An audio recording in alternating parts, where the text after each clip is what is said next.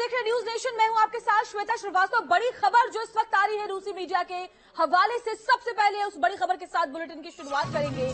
देखिए, जंग के बीच राष्ट्रपति जेलेंस्की का बड़ा प्रस्ताव, सीज फायर हो पहले तभी बातचीत में शामिल होंगे। दूसरे दौर की वार्ता शुरू होने में अब कुछ ही घंटे का वक्त बचा है, जल्द ही दूसरे दौर की वार्ता होने वाली है। ऐसे में सीज फायर पहले किया जाए रूस की तरफ से, उसके बाद ही बातचीत में हम शामिल होंगे। उसके पहले बातचीत में शामिल होने का कोई मतलब नहीं बनता, राष्ट्रपति जेलेंस्की ने कहा है। पहले दौर की बातचीत बेलारूस में हुई, बेनतीजा रही, किसी भी बात पर समझौता नहीं हुआ, बात बनती हुई नजर आई। युद्ध विराम को लेकर के कोई सहमति दोनों मुल्कों के डेलीगेशन के बीच में आपस में नहीं बनी। और अब जो दूसरे दौर की वार्ता है, उससे पहले ये बड़ी जानकारी इस वक्त आ रही है रूसी मीडिया के हवाले से। बड़ी खबर, जंग के बीच यूक्रेन के राष्ट्रपति जेलेंस्की का बड़ा प्रस्ताव, सीज फायर पहले हो तो ही हम बातचीत में शामिल होंगे, तभी यूक्रेन इस बातचीत का हिस्सा बनेगा। ये बहुत बड़ी खबर इस वक्त आ रही है जंग के मैदान से जुड़ी हुई, क्योंकि जो दूसरे दौर की वार्ता है उस पर सबकी निगाहें इस बात को लेकर के भी लगी हुई हैं कि वार्ता होने के बाद युद्ध पर रोक लगेगी। लेकिन जो बड़ी जानकारी वो आपको बताएं। इस बीच एक और बड़ी खबर, रूस का खार्किव शहर पर मिसाइल अटैक जारी है। हमले के बाद लोगों को मलबे से निकालने का काम चल रहा है। हमले में 4 लोगों की मौत, 9 जख्मी हो गए। अब तक 10 लोगों को मलबे से निकाला गया है। लगातार मिसाइल अटैक किया जा रहा है। एडवाइजरी तक जारी कर दी गई है कि जल्द से जल्द खार्किव को खाली करें, क्योंकि हालात बुरे हो चले हैं, बद से बदतर हो चले हैं और आज रात और भयंकर बमबारी वहां पर हो सकती है। लिहाजा कहा गया है कि आप फौरन इसे खाली कर दें। और देखिए, अब तक 10 लोग जो मलबे के नीचे इस मिसाइल अटैक के बाद दब गए थे, उन्हें निकाला गया है। खार्किव शहर जो यूक्रेन का दूसरा सबसे बड़ा शहर है, उस पर यह मिसाइल अटैक किया गया है और लोगों को मलबे से निकालने का काम जारी है।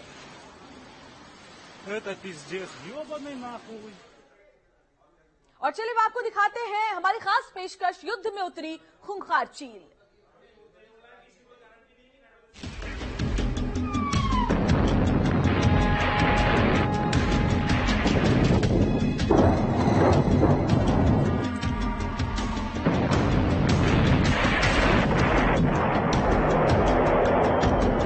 ये खबर डराने वाली है।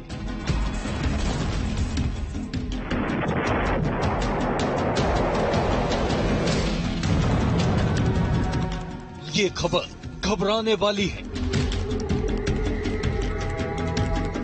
ये खबर बताती है कि वही हुआ जिसका डर था।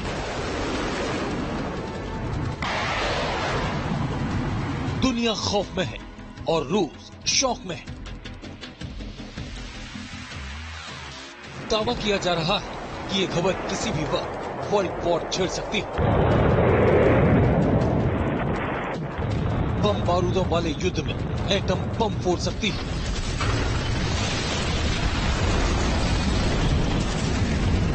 रूस के राष्ट्रपति व्लादिमीर पुतिन इस खबर से बेहद गुस्से में है।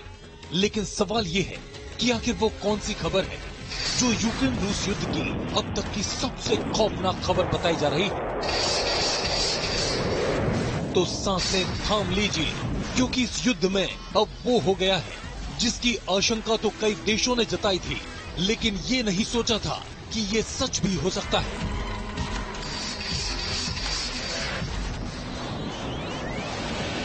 जी हां, सुपर पावर अमेरिका ने रूस को हराने के लिए युद्ध में एंट्री ले ली है। अब तक जो अमेरिका ये दावा कर रहा था कि उसकी सेना यूक्रेन युद्ध में शामिल नहीं होगी, उस अमेरिका ने अपने लड़ाके रूस की सेनाओं के खिलाफ युद्ध में उतार दिए हैं। रूस की तरफ से दावा किया गया है कि अमेरिका ने युद्ध में न केवल एंट्री ली है, बल्कि वो रूस के टैंकों पर बम भी बरसा रहा है। अब सवाल ये है कि आखिर रूस के इस दावे का आधार क्या है। अगर अमेरिका ने यूक्रेन युद्ध में एंट्री ले ली है, तो फिर आगे क्या होने वाला है। और सवाल ये भी कि क्या अब अमेरिका और रूस के बीच सीधी न्यूक्लियर वॉर होगी। ये पूरी खबर आपको बताएंगे। महायुद्ध को लेकर उठे एक एक सवाल का जवाब दिखाएंगे। आप बने रहिए न्यूज नेशन के साथ। और देखिए, अगर आप रूस यूक्रेन युद्ध पर बारीक नजर बनाए हुए हैं तो आपको ध्यान होगा कि रूस सबसे ज्यादा परेशान यूक्रेन के ड्रोन अटैक से है। जी हां, और माना जा रहा था कि यूक्रेन रूस के टैंकों पर जो ड्रोन से हमले कर रहा है वो टर्की से मिले TB2 ड्रोन है। लेकिन अब रूसी रक्षा मंत्रालय ने यह कहकर दुनिया में सनसनी मचा दी है कि ये ड्रोन हमले यूक्रेन नहीं बल्कि अमेरिका के सीक्रेट जो एजेंट है वो कर रहे हैं, यानी कि CIA रूसी सेना पर सीधा वार कर रहा है। देखिए रिपोर्ट।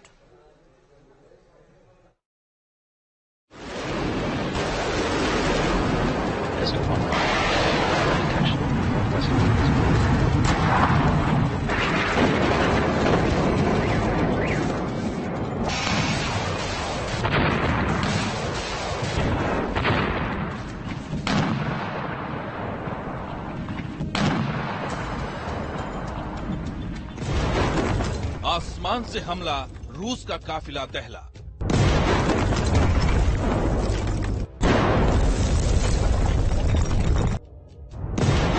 ड्रोन ने निशाना लगाया, फौलादी टैंकों को राख बनाया।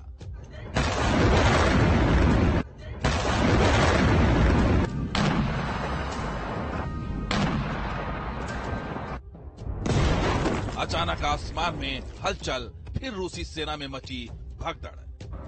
रूस की सेना पर हमले की अब तक आपने जितनी भी तस्वीरें देखी, क्या यूक्रेन रूस की सेना को इतना नुकसान पहुंचा सकता है? क्या तुर्की से मिले गिने चुने ड्रोन्स रूसी सैनिकों को भागने पर मजबूर कर सकते हैं? क्या यूक्रेन अचानक इतना शक्तिशाली हो गया है कि रूसी सेना को चुन चुन कर निशाना बना रहा है? युद्ध के दूसरे दिन जो यूक्रेन एक के बाद एक इलाके गंवाता जा रहा था, वो यूक्रेन अचानक से कैसे हमलावर होने लगा है? अगर रूस के रक्षा मंत्रालय की माने तो यूक्रेन के अचानक फ्रंट फुट पर आने की वजह अमेरिका है। अमेरिका भले ही बार बार युद्ध से दूर होने की बात कह रहा हो, लेकिन उसके सीक्रेट एजेंट्स युद्ध में कमान संभाल चुके हैं। अमेरिकी खुफिया एजेंसी CIA के एजेंट न केवल यूक्रेन की ड्रोन हमले में मदद कर रहे हैं, बल्कि वो पूरी जानकारी मुहैया करा रहे हैं कि कहां पर रूसी सेना को निशाना बनाया जा सकता है। रूस के रक्षा मंत्रालय ने यहां तक दावा किया है कि अमेरिका के ड्रोन्स हमले में यूक्रेन की मदद कर रहे हैं। अमेरिका के ड्रोन से दिशा निर्देश मिलने के बाद यूक्रेन ने ब्लैक सी में रूस के एक जहाज पर हमला कर दिया। यूक्रेन की मदद के लिए अमेरिका UAV ड्रोन भी भेज रहा है।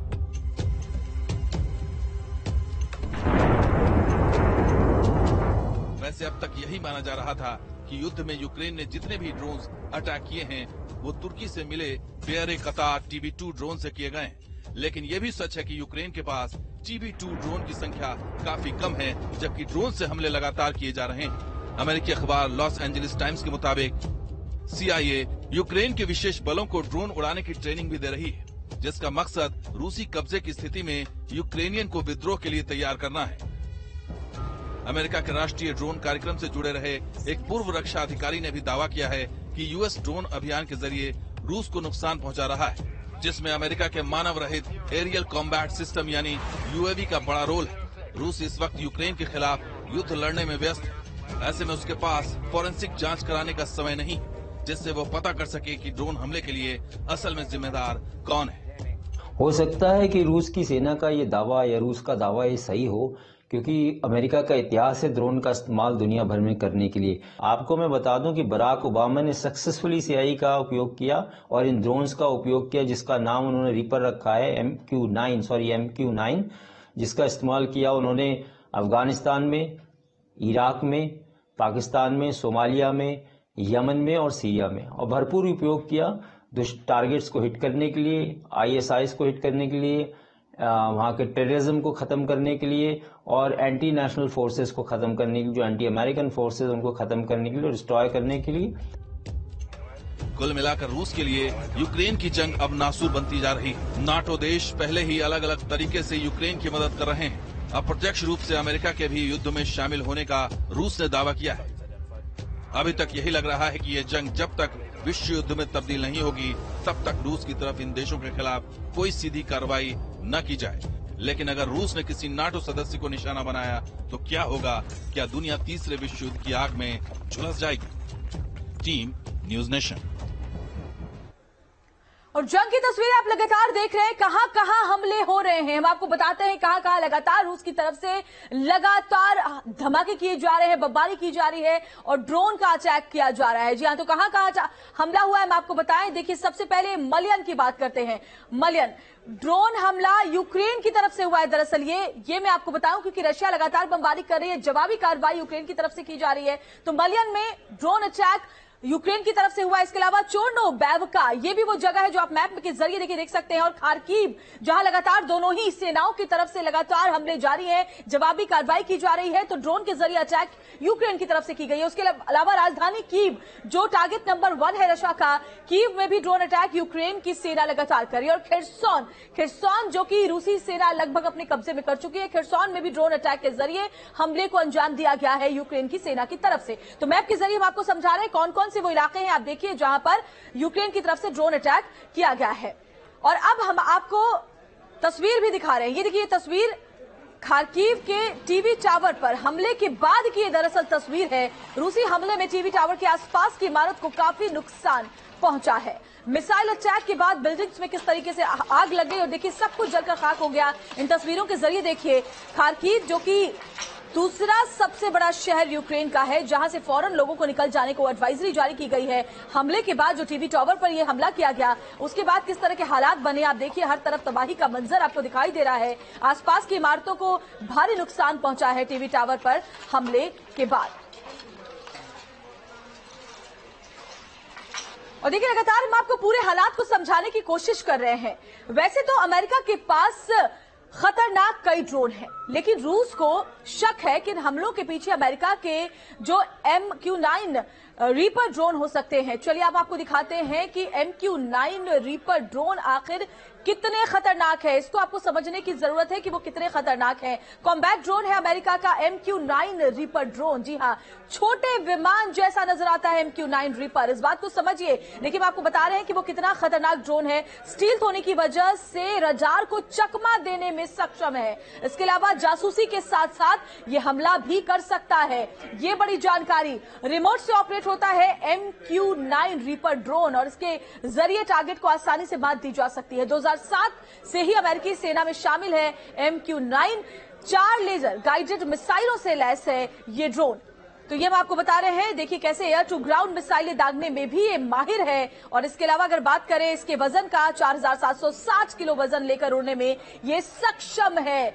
इसके अलावा 50,000 फीट की ऊंचाई तक उड़ान भर सकता है ये ड्रोन। ये भी समझिए MQ-9 की रफ्तार 230 मील प्रति घंटे की है। इस बात को समझिए और इन तमाम खासियतों से आप अंदाजा लगा सकते हैं कि कितना खतरनाक ये ड्रोन है।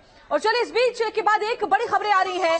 यूक्रेन संकट पर पीएम मोदी करेंगे रूसी राष्ट्रपति व्लादिमीर पुतिन से बात। ये बड़ी जानकारी से पहले भी दोनों नेताओं के बीच बात हुई थी, जिसमें भारतीयों की सुरक्षित वापसी को लेकर के बात कही गई थी, प्राथमिकता बताई गई थी भारत सरकार की तरफ से। और ये एक बार फिर से अब बातचीत होने वाली है प्रधानमंत्री नरेंद्र मोदी से। यूक्रेन संकट को लेकर रूसी राष्ट्रपति पुतिन से बातचीत होने वाली है। आज रात ये बातचीत होगी, क्योंकि बड़ी संख्या में जो भारतीय छात्र हैं वो वहां पर फंसे हुए हैं। उन्हें बाहर निकालना सरकार की प्राथमिकता है। ऑपरेशन गंगा चलाया जा रहा है। ऐसे में बड़ी खबर आपको बता दें, आज रात पुतिन से बात करेंगे प्रधानमंत्री नरेंद्र मोदी। इससे पहले भी बातचीत हुई है।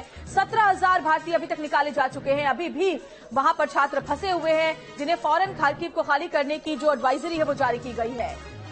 तो बड़ी खबर ये है। और एक और बड़ी खबर इस वक्त आ रही है, यूक्रेन में फंसे भारतीयों पर मिनिस्ट्री ऑफ एक्सटर्नल अफेयर्स का बयान सामने आया है। अभी तक ऑपरेशन गंगा के तहत 17,000 भारतीय जहाज के जरिए निकाले गए हैं। वायुसेना के 3 विमान इस अभियान में शामिल हैं। Because I think that's pretty self-evident.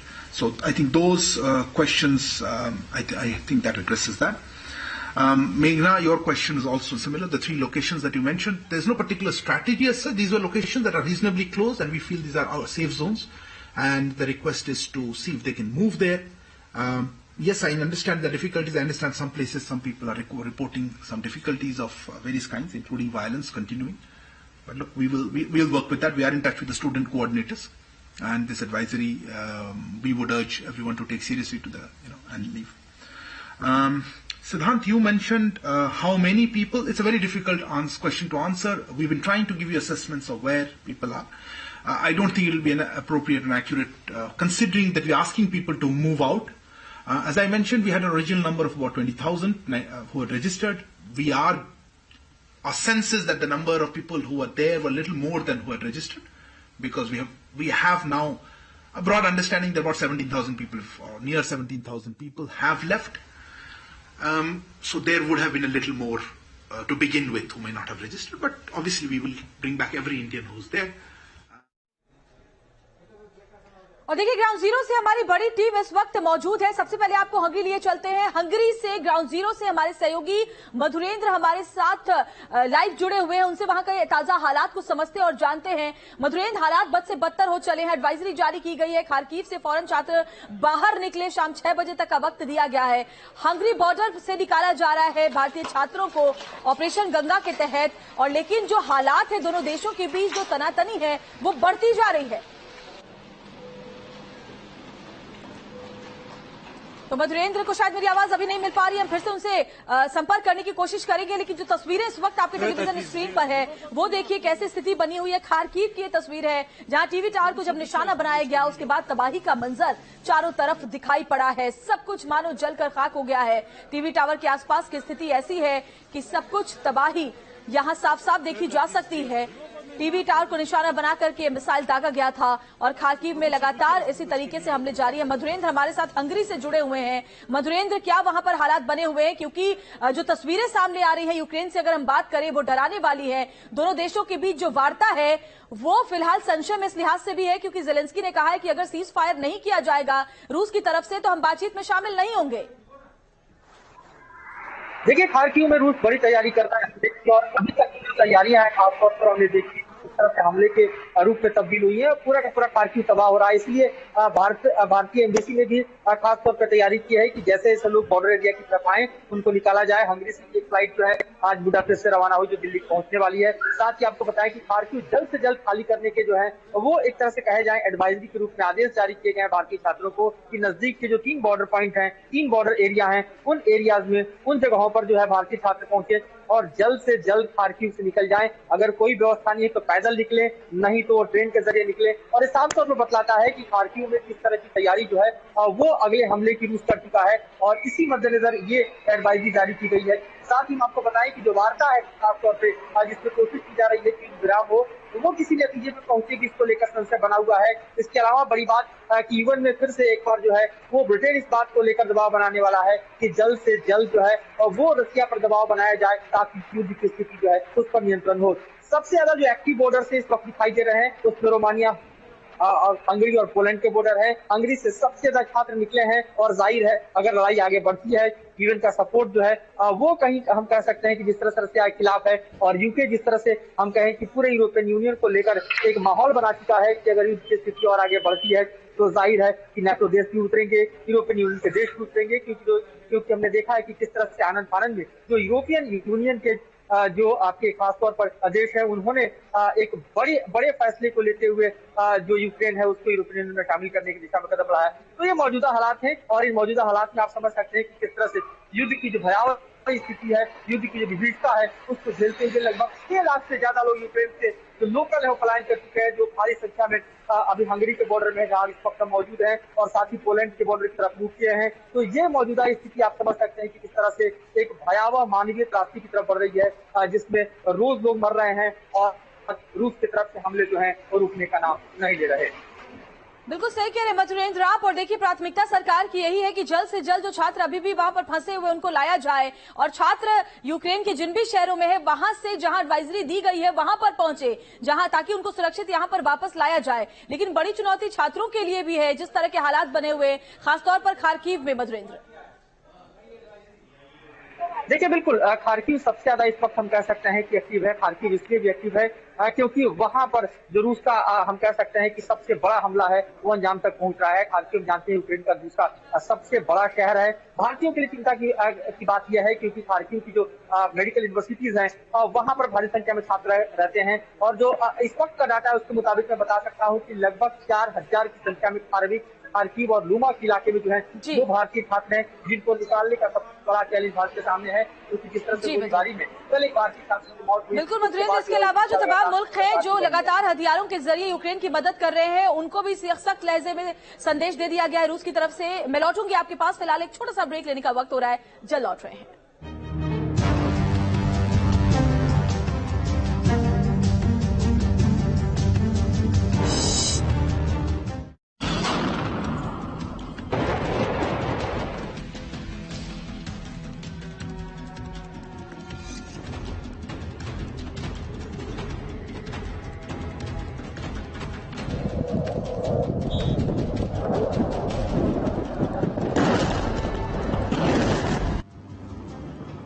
Kyiv की तबाही के लिए रूस का मिशन तेज हो गया है। यूक्रेन की राजधानी अब रूसी हमले के कारण दहल रही है। बम धमाकों की गूंज से पूरा कीव थर्रा रहा है। पूरी राजधानी में रूसी सेना के हमले के निशान हर ओर नजर आ रहे हैं। आलीशान गगनचुंबी इमारतों से सजे कीव में हर ओर अब रूसी हमले की निशानियां हैं। पूरे शहर में हर ओर मलबे का ढेर है। बम के धमाके हैं, धमाकों की वजह से लगी आग और धुएं का नजारा है।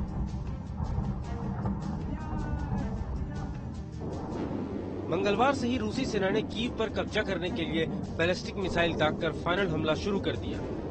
हमले के दौरान कीव के टीवी टावर को भी निशाना बनाया गया। टीवी टावर के पास हुए हमले के बाद धमाके और वहां से उठते धुएं की तस्वीर हमले की विभीषिका की कहानी खुद बयां कर रही है।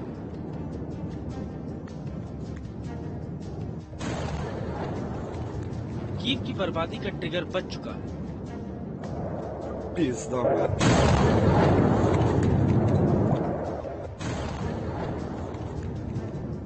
राजधानी की तबाही के जंग की शुरुआत हो चुकी है।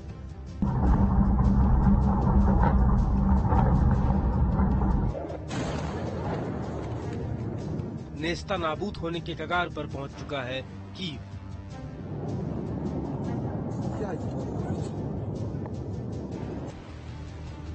चौबीस फरवरी को युद्ध की शुरुआत के बाद से ही रूसी सेना हवाई हमले के जरिए कीव को बर्बाद करने के मिशन में लगी, लेकिन अभी तक यूक्रेन की सेना की जवाबी कार्रवाई की वजह से रूस कीव पर फतह पाने के अपने मिशन में कामयाब नहीं हो सका है।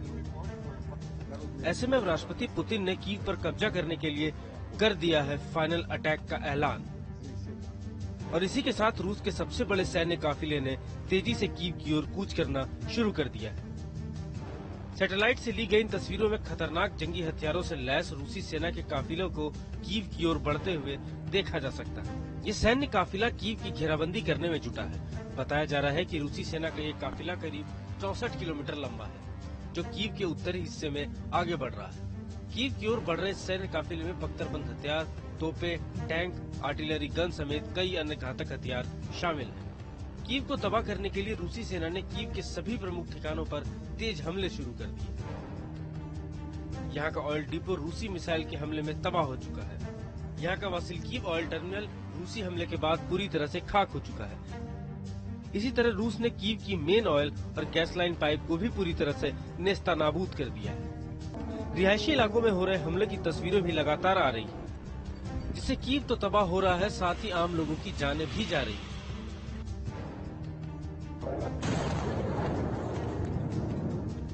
अभी तक मिल रही जानकारी के मुताबिक आज रूसी सेना कभी भी कीव पर फाइनल अटैक कर सकती है। इसके तहत कीव के खुफिया सैन्य ठिकानों को निशाना बनाया जा सकता है। यूक्रेन को बेबस करने के लिए इंटेलिजेंस सेंटर और ISU यानी इंटेलिजेंस सर्विस यूनिट पर हमला हो सकता है। कीव को तबाह करने के लिए आज रूस सीरियल मिसाइल अटैक भी शुरू कर सकता है। इसके तहत SBU और 72वां मुख्य PSO सेंटर पर हमला किया जा सकता है। अपने हमले के पहले ही रूस ने एक चेतावनी जारी करके कीव के नागरिकों से शहर को खाली करने के लिए कहा है। रूसी सेना को कीव पर आखिरी हमले का आदेश देने के बाद राष्ट्रपति व्लादिमीर पुतिन ने कहा कि रूस के हमले का इरादा यूक्रेन में पीड़ित लोगों को न्याय दिलाना है। Мною принято решение о проведении специальной военной